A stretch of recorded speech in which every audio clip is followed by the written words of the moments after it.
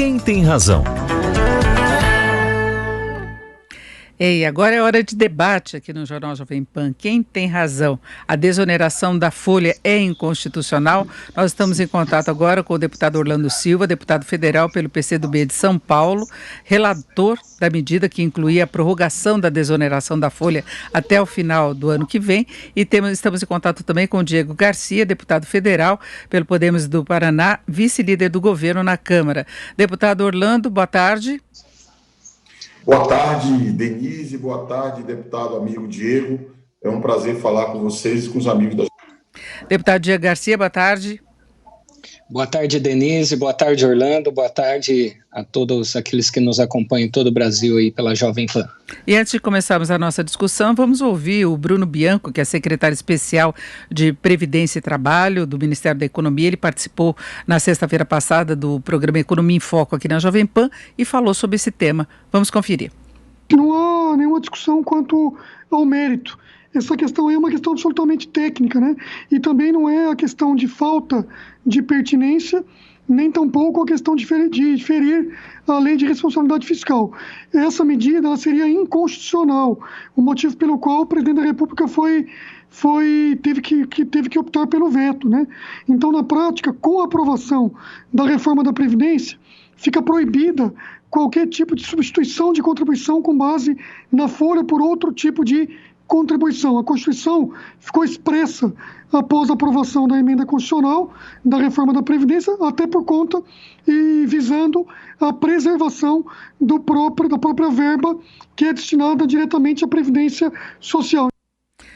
O fato é que, independentemente dessa discussão de ser inconstitucional ou não, há a possibilidade de derrubada do veto do governo, negociações estão ocorrendo, porque houve aí um consenso aí no Congresso quanto à necessidade de prorrogação dessa desoneração da folha para 17 setores que empregam muita mão de obra. E eu queria saber do deputado Orlando Silva, que foi relator, que incluiu essa questão da prorrogação na mesma medida que tratava da prorrogação, da flexibilização dos contratos, redução de jornada, redução de salários, suspensão de contratos, que aliás é um decreto hoje reafirmando essa prorrogação. Agora, deputado Orlando Silva, como é que o senhor vê essa questão da constitucionalidade? Olha, primeiro que você lembra bem, Denise, o fato do presidente da República hoje publicar um decreto prorrogando o programa que permite suspender contratos, reduzir jornada e salário, revela o quê? Revela que a perspectiva anterior foi superada e foi necessário o governo adotar a prorrogação. Aliás, prorrogação autorizada pelo texto que o Congresso Nacional aprovou. Autoriza o Poder Executivo a fazer a prorrogação. Eu lembro disso porque é a mesma lógica da prorrogação da desoneração da folha. Prorroga por um tempo um pouco maior do que o previsto originalmente para atender uma nova realidade econômica. Uma realidade de profunda crise econômica em que há uma explosão do desemprego. No mês passado foram 2,5 milhões de pedidos de seguro-desemprego, e nós sabemos que janeiro do ano que vem será o auge dos efeitos econômicos da pandemia. Eu não tenho a menor dúvida que, ao solicitar uma interpretação conforme ao Supremo Tribunal Federal, o STF vai reconhecer que, diante da circunstância de fato, cabe uma interpretação conforme da Constituição, autorizando a prorrogação desse programa até 31 de dezembro de 2021, para garantir empregos. Do mesmo modo que a Câmara dos Deputados fez uma consulta ao Supremo Tribunal Federal para ter o sistema de funcionamento remoto e apreciar medidas provisórias sem ter comissão especial. A comissão especial está expressa na Constituição, mas foi feita uma interpretação conforme pelo Supremo Tribunal Federal, autorizando o funcionamento remotamente do Parlamento, levando em conta uma situação absolutamente excepcional. Por isso que eu quero crer que é vazio de conteúdo essa ideia da inconstitucionalidade, e tenho certeza que após a derrubada do veto, se o governo recorrer ao Supremo, o Supremo se manifestará dessa maneira, fazendo uma interpretação conforme da nossa Constituição. Bom, o presidente Jair Bolsonaro editou o decreto, como eu disse, hoje, que prorroga o período em que as empresas poderão suspender contratos de trabalho e reduzir salário e jornadas para fazer frente ao impacto econômico da pandemia. O decreto foi publicado na edição de hoje do Diário Oficial da União e prorroga por 30 dias o período em que as empresas poderão reduzir o salário e a jornada de trabalho dos funcionários, elevando de 90 dias para 120 dias. E, além disso, o período em que o contrato de trabalho poderá ser suspenso foi acrescido de 60 dias e agora a suspensão poderá ocorrer por 120 dias, isso de acordo com o comunicado da Secretaria-Geral da Presidência da República. E o governo também está autorizando aí as empresas, aí é uma outra medida, a poderem recontratar os ex-funcionários que foram demitidos antes de 90 dias na pandemia, para que se possa garantir aí a recontratação, né? A medida vale enquanto durar o estado de calamidade decretado em decorrência da pandemia. A recontratação deve obedecer os mesmos termos do contrato anterior. Isso também foi publicado em uma edição extra do Diário Oficial da União. É uma portaria, né, que permite às empresas demitirem um funcionário sem justa causa e depois o recontratarem menos de 90 dias depois. Então acaba com uma restrição que era colocada, essa questão da mobilidade do mercado de trabalho. Nós estamos com problemas aí no contato com o deputado Diego Garcia. Eu queria saber do deputado Orlando como é que vê o governo ter acrescentado essa possibilidade de recontratação. Olha, precisamos ver a base jurídica dessa medida, Denise. Eu recebi essa notícia hoje, não fui fazer um estudo a fundo, mas, ao que parece, a consolidação das leis do trabalho veda a recontratação no período inferior a 90 dias. Eu digo isso porque, quando tramitou a medida provisória 936, houve um apelo que nos foi feito por reitores de universidades federais que pediram para que nós escrevêssemos a possibilidade de pesquisadores que são seletistas, que estão contratados a partir da CLT, pudessem ser demitidos, receberiam todos os seus direitos e serem recontratados na condição de bolsistas. E nós chegamos a estudar a hipótese de fazer isso, houve uma polêmica muito grande e julgamos que seria mais adequado não fazer, porque a polêmica seria enorme nessa matéria, sobretudo porque mudaria o status de seletistas para bolsistas. E ali, eu me recordo que estava cravado na CLT, na consolidação das leis do trabalho, uma vedação de uma recontratação no intervalo de 90 dias. Eu creio que, se foi feito por decreto ou portaria, não é o instrumento jurídico adequado. Deve ser colocado, a meu ver, numa medida provisória, num projeto de lei, e em se colocando, eu considero que eu votaria favoravelmente, porque, diante das circunstâncias que nós temos, eu acredito que é adequado você ter uma flexibilização de modo a garantir contratos de trabalho. E se a medida vai no sentido de garantir contratos de trabalho, nós temos que dar todo o apoio. Bom, o texto faz uma ressalva, diz que a recontratação também poderá ocorrer em termos diversos ao contrato original de trabalho, desde que haja essa previsão em um instrumento decorrente de negociação coletiva, não é? E com a portaria fica afastada, então, temporariamente, uma norma do antigo Ministério do Trabalho, que não temos mais, essa norma que estabelecia que, em um processo de demissão sem justa causa, a empresa deveria esperar o prazo de 90 dias para readmitir ou recontratar o trabalhador. Bom, nós acrescentamos essa nova portaria que também foi divulgada hoje no Diário Oficial, mas eu gostaria de saber do deputado Diego Garcia como é que vê a discussão em relação à prorrogação da desoneração especificamente. Boa tarde a todos, boa tarde, deputado Orlando, mais uma vez. É claro que existem muitos pontos que precisam ser abordados nesse debate, nessa discussão. Nós sabemos que programas para desonerar a folha de pagamento a empresas ou setores específicos foram comuns no tempo da política econômica defendida pelo governo Dilma, principalmente. Em 2015, a Folha de São Paulo anunciou que as desonerações concedidas por Dilma somariam cerca de 458 bilhões de reais entre 2011 e 2018. Enquanto, para o gasto, por exemplo, com o Bolsa Família, no mesmo período, a estimativa era de 204 bilhões de reais. Então, segundo a própria Folha de São Paulo, o valor seria suficiente para bancar 17 anos de Bolsa Família. Um estudo publicado recente pelo IPEA, em 2018, com o título O Impacto da Desoneração da Folha de Pagamento sobre o Emprego, Novas Evidências, conclui que, mesmo que as intenções sejam positivas, não há evidências robustas de efeitos positivos reais da desoneração. Logo, a revisão da desoneração deveria ser debatida. Essa revisão da desoneração ela precisa ser amplamente debatida. O custo da desoneração da folha acaba sendo maior que o benefício esperado, não sendo a melhor política para o atual momento que nós estamos passando. A desoneração aprovada pelo Legislativo, ela beneficia apenas as médias e grandes empresas que, apesar de terem um quadro robusto de funcionários, conseguem estruturar-se a partir da tecnologia e tem acesso também a linhas de crédito. Então, o que se vê que a desoneração ela permitiu que o governo federal amargasse queda da arrecadação, enquanto não viu o objetivo central da medida, que era a preservação de empregos, ser cumprida. Por isso, nós entendemos que esses vetos, nesse momento, eles têm uma lógica da sua existência, né? Eles têm uma lógica, por isso que foram apresentados pelo presidente da República. Agora, é claro, nós não podemos nos furtar desse debate, mas não podemos ignorar o que aconteceu no passado. Aquilo que era a expectativa, de fato, não aconteceu, que era a manutenção de empregos.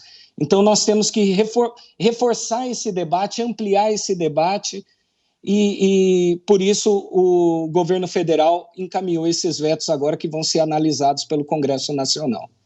Agora, deputado Diego Garcia, completando, eu queria lembrar que há a possibilidade de derrubada do veto. Como é que a base do governo, a base de apoio, o senhor que é vice-líder, negocia com o Congresso para evitar que isso ocorra? Com certeza, nós nesse momento estamos dialogando com os partidos, conversando com cada líder de bancada e conversando com os parlamentares sobre essa discussão e sobre esse tema também. Porque muitos parlamentares não ficam numa situação confortável, até porque é natural que esses setores, nesse momento, entrem em contato com os seus representantes e busquem apoio até pela derrubada do veto. Mas o que o governo defende, inclusive, isso defendido também pelo próprio presidente da República, reforçado pelo secretário que falou no início dessa entrevista, o Bruno Bianco, é uma desoneração total, né, que inclua outros setores. E que eu acredito também que o deputado Orlando Silva, por exemplo, também iria defender se esse fosse o caso. Mas o que o governo ele defende é uma desoneração mais ampla, visto que nós não podemos agora, até por conta da nova Previdência, aprovar um instrumento que, na nossa concepção, ele é, sim, um instrumento também inconstitucional nesse momento, em decorrência também da nova Previdência aprovada no final do ano passado. Deputado Orlando Silva. O deputado Diego trouxe dados absolutamente contraditórios. Ou o governo é a favor da desoneração ou é contra a desoneração. E confunde banana com laranja. O que foi desonerado de 2011 a 2018, quando houve a expansão do número de setores de desoneração da folha, teve um papel de manutenção de empregos e, em alguns casos, de geração de emprego. Vou dar exemplo concreto. O setor de call center. O setor de call center, antes da desoneração, tinha cerca de 1 milhão de trabalhadores, evoluiu para perto de 1.400.000 trabalhadores e permanece até hoje estável nesse número.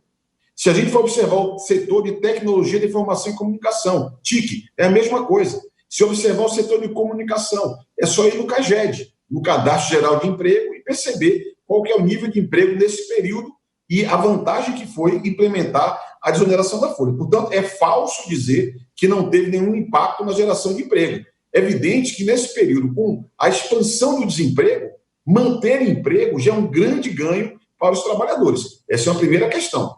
A segunda questão, eu próprio fui o relator da revisão da lei da desoneração, em 2018. Eram 56, hoje são 17, que nós aplicamos filtros, critérios objetivos para reduzir setores onde nós tínhamos métricas para avaliar a eficácia da medida. Então, o que está em tela não são 56 setores de 2018 ou 2015, como o deputado falou. São 17 setores que ficaram após um longo processo de debate na Câmara e, aliás, foi aprovado por unanimidade na Câmara e no Senado a manutenção desses setores. A questão central é a explosão do desemprego em função da crise do coronavírus exige medidas emergenciais. Janeiro de 2021. Se nós não derrubarmos esses vetos, nós vamos expor os setores que empregam intensivamente, que têm mais de 6 milhões e meio de contratos de trabalhos assinados, vamos expô-los à possibilidade de demissão em massa. Porque justo no auge da crise, do efeito econômico da crise do coronavírus, nós vamos aumentar o ônus para essas empresas. Não faz nenhum sentido. Se o governo quer desonerar para toda a economia, ok, que desonere para toda a economia. E, aliás, entrará em contradição a argumentar que há inconstitucionalidade na matéria. Mas, já que vai desonerar para toda a economia, quando o fizer, incorpora os setores que já estão desonerados e preserve os empregos nesses 17 setores. É o setor de transporte, de construção civil. O deputado Diego falou que não alcança pequenas empresas. Eu queria convidar o deputado para conhecer a Americana, uma cidade de São Paulo que tem indústria têxtil, pequenas empresas. Conhecer São Leopoldo, uma cidade gaúcha que tem indústria de calçados, muitas pequenas empresas. Não é verdade que só alcança grandes empresas. Alcança empresas grandes, médias e pequenas. Mesmo empresas da área de TI, tecnologia de informação, grande quantidade de empresas pequenas que são alcançadas por essa medida. Então, eu creio que o governo erra. Eu tenho até dito, procurando ser generoso, Diego, que o presidente da República foi induzido a um erro. Tenho dito isso para ser generoso, porque o presidente fala que quem entende de economia é o Posto Ipiranga.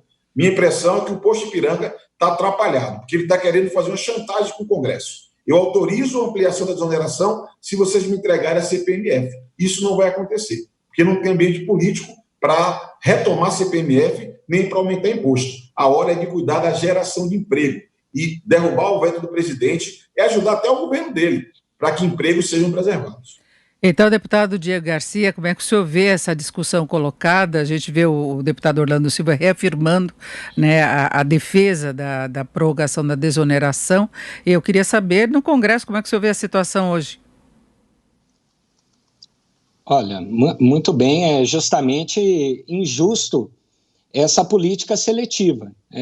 Quem diz isso não sou eu, é o próprio IPEA que está dizendo. No passado, deputado Orlando Silva, foi o senhor mesmo que diminuiu esses setores, né, que tinham previsão até de acabar. Então, todos esses setores são ditos essenciais. Nenhum deles parou nesse momento. A construção civil, inclusive, está crescendo. A MP 636 nem diz de onde vem esse recurso para a manutenção dessa desoneração.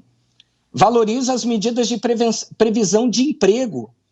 Então, nós ainda temos que destacar que essa é uma matéria que foi incluída dentro da medida provisória, que trata de uma matéria estranha, a medida provisória. É um verdadeiro jabuti. Se o presidente da Câmara tiver a mesma interpretação que ele tem tido para outras matérias que têm sido postas no Congresso, ele com certeza há ele mesmo de retirar essa parte do texto que foi incluída ao longo dos debates e da discussão dessa medida provisória. Então, a medida provisória, o que ela busca? Valorizar as medidas de previsão de emprego. Então, é disso que nós temos que falar. As linhas de crédito para as empresas com baixo custo, as políticas de manutenção de emprego, mais de 12 milhões de empregos preservados com a medida provisória 936. Então, são essas ações que devem concentrar o nosso foco. Essa ação da desoneração foi um jabuti colocado dentro dessa medida provisória. Eu acredito que o presidente Rodrigo Maia, até pela sua coerência, deve retirar essa parte do texto no momento que acontecer de fato o debate no plenário da Câmara, seguindo aquilo que ele fez em outras proposições que tramitavam no Congresso Nacional. Porque não é justo também, nesse momento de pandemia, em que há uma limitação até da participação de forma mais efetiva por parte dos parlamentares, de nós estarmos aí impedidos até de contra-argumentar os argumentos aqui postos pelo deputado Orlando Silva. no plenário junto da maioria do colegiado.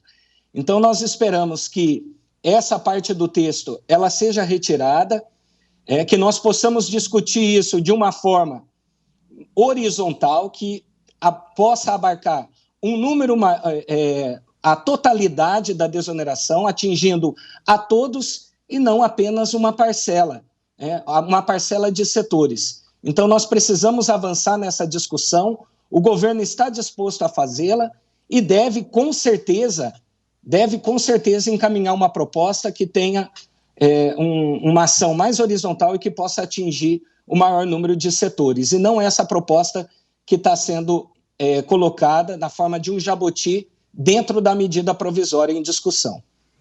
Deputado Orlando, a gente já está chegando ao final, eu queria saber se o senhor vê possibilidade de derrubada do veto ainda.